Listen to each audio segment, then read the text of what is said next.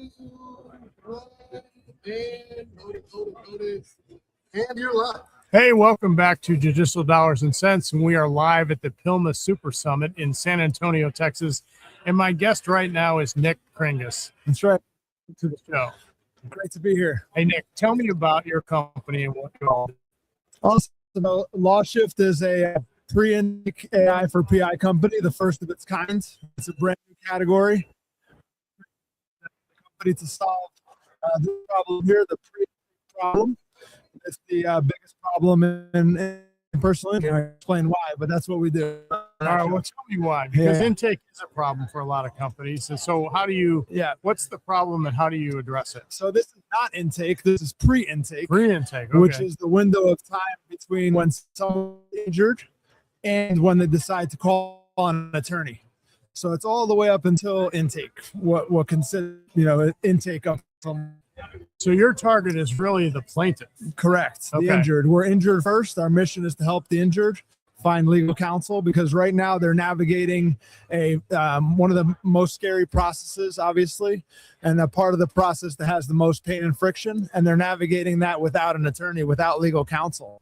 And so there's a lot of mistakes that can be made. They're making decisions, they're forming judgments on their own with the help of AI, and no lawyer is in that conversation yet. They're missing from that conversation. That's interesting. So you're really helping them decide who to call and what the value is potentially for their Exactly. Yeah, exactly right. So the first thing that we, if we back up a little bit, it was confirmed today by Ken Hardison in his opening talk.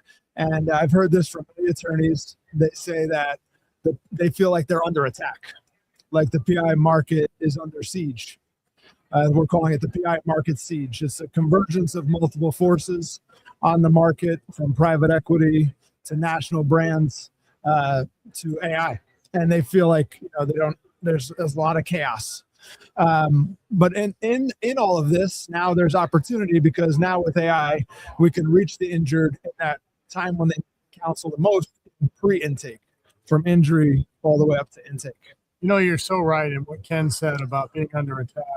I heard that from a plaintiff attorney who's been a tax client of mine for many years, who really said, and he's got a smaller firm, but he said, if I had a child who was going to follow in my footsteps, I would tell him not to do this. Yeah, it's unfortunate. Because it's just too competitive. Now, he's got a ton of referral sources and gets leads from other attorneys. He's built this network over time, but he goes, starting out, it would be really difficult. Yeah, imagine. Yeah. So what's in the booklet?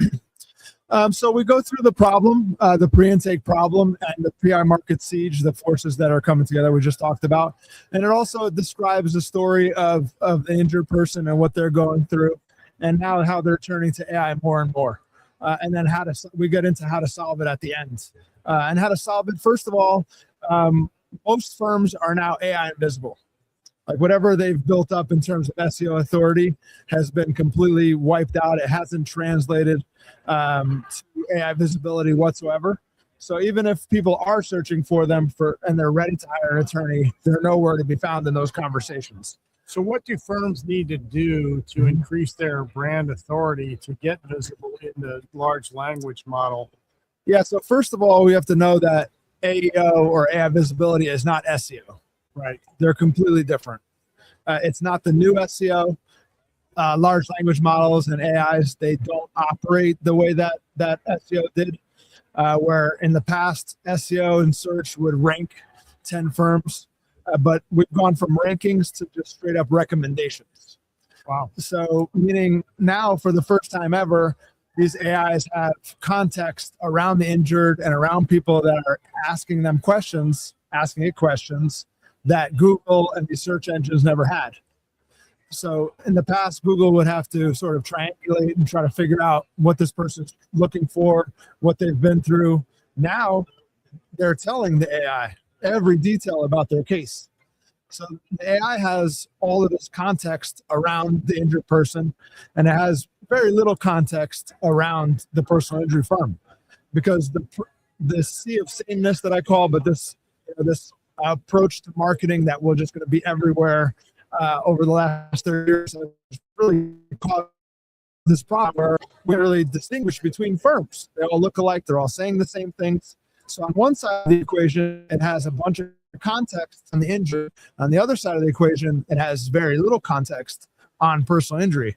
And that's why I believe there's no correlation between FCO and AI, because it doesn't have the same context. So how do we get that context out there? Is it blogs, podcasts, articles? Yeah, but first of all, I would take even a step back and say that really for the first time ever, you're going to have sort of a unique point of view or some kind of unique selling point to your firm To make you stand out. I mean, you can't just, it's no longer like, oh, this is ranking well, I'm going to copy it so I can also rank well.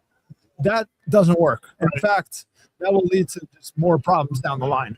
So the sooner you can start to kind of differentiate yourself, what makes you unique, what unique point of view you have, and be focused mostly on the injured and helping them with their problems, even pre-intake, the better off you'll do, because then the AI can say, oh, this firm has exactly what you're looking for. We heard a story earlier from a PI attorney who said that there was a client that came to them and they were looking at a number of firms, interviewing a number of firms. And he was like, yeah, of course, go and check out these other firms and call me if you. So they ended up calling him and said they were going to hire him. And he asked, why? What made you decide to go with us over these other couple of firms that you were looking at? And they said, well, we took all of your agreements, your contingency fee agreements, we fed it into ChatGPT, and it said that you were, because the contingency fees were the same.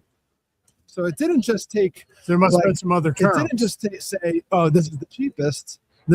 It said, looking at all of this context, this is the best firm for you. Wow. Which we've never, we don't even. Everybody's using AI now at the beginning as another search engine. That's a pretty cool use case, though, of comparing engagement letters or agreements. Right. Yeah. So the injured are using AI, but up until now, the attorneys are sort of missing from that.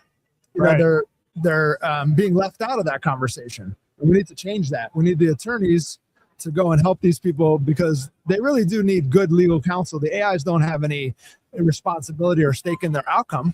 What they could be telling them could be great advice, or it could be terrible advice. Like, I don't know if that person was the best attorney for them, quite frankly. But clearly the LLM thought it had the best agreement, so it recommended that. Yeah. But from what context it had, it said, this attorney is the right one for you. Wow, that's amazing.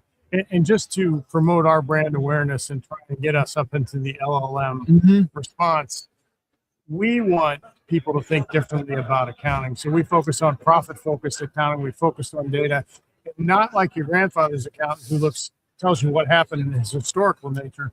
We want to look forward and tell you what's going to happen and help you make better business decisions. So back to what you're doing. No, we were talking about that last night, John, and I think it's so rare, but it makes total business sense, right? I got to tell you, it's a lot more exciting to talk to a client about what's going to happen and help them plan and achieve their goals than telling them, oh, boy, I wish you had called me because that transaction you had is going to cost you a lot of money and we could have structured it differently. Well, that reminds me, like, how that compares to this pre-intake problem is that attorneys have told us also that now clients in the door in intake that have like convoluted sense of their case, or they're getting advice from people and AI that may not make sense, but they have these thoughts in their head that you have to sort of unravel and unwrite. They're like, no, unlearn that, because that's not reality. Does your product help them kind of value what it should be worth? Yeah. So the first product that we've developed in this series or line of tools, pre-intake AI tools, is called the Case-Tomator.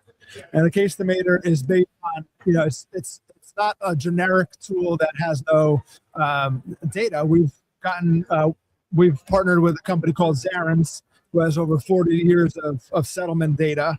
And we've pulled all of this, hundreds of thousands of records into our tool so that it could give them a range of what their case might be worth. And, that could be scary for some attorneys, of course, because they're going to think that, oh, they're going to hold me to this quote. It might not be, it might not be accurate, or it might be inflated or whatever, what have you. But they're getting that information now from an off-the-shelf tool that really doesn't have the same doesn't data have set. the same data. Yeah. So you might as well get into that conversation and educate these people properly pre-intake. It's my point of view. I think you've got a fantastic product, and I think you can really help a lot of plaintiffs and help attorneys get the right clients in the door, because it's all about, really, in any professional service business, it's about client acceptance, right? You want to take the clients that you can do good work for and are a good fit for your firm, and this seems to help do that. Yeah, so I like to look at, like, from a business, my brain works. I like to look at the entire playing field. I was a catcher growing up. I like to see the whole field. Like, you put me in the outfield, I'm lost, right? But if I can see the whole field and see how parts move together, I'm much better off that way. It's just the way my brain works. So if you look at it from a whole system perspective, right? If you look at it as, let's look at it as right? Yeah. And then, the water coming out one side, but there's a kink in the hose. But every attorney is trying to optimize after the kink in the hose. If that makes sense, right? Right. You got to open up. But if you ask any attorney where the kink in their hose is, where they're most constrained, they'll tell you demand. They'll tell you we need more cases coming through the door. Yet all of the investment, you see 90% of the people here are focused on efficiencies. Well, I mean, you as well, no offense, but most of the people here are focused on the opposite side where there's no constraints. So it's as if you're fixing all of the hose after the kink, in my opinion. Well, we really just need to go and kink the hose. Yeah. We got to go and kink the hose, which is pre-intake. If you look at it as a funnel, like going vertically, everybody is focused at the smallest point, the pinch point, right? Is where people are ready to call an attorney, and let's put all the money there in our advertising on the demand side. That's as far as they get to the kink. They say, okay, let's put all of our advertising dollars into when they're ready, that moment that they're ready. And it's like finding a needle in a haystack. And plus, every other attorney and their mother is there. All right, we need to move this off.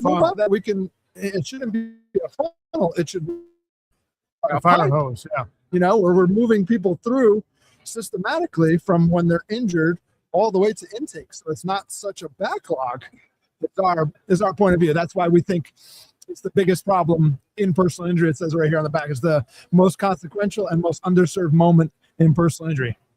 I think what you and LawShift are doing is fantastic. I can't wait to check on you and see how things are going. Hey, if folks want to get a hold of you, how can they get in contact with you? Yeah, lawshift.ai. And also you can find me on LinkedIn, Nick Kringas. NickKringas on LinkedIn, and the same on Instagram. So before we wrap up, we're going to ask a little bit off the wall question.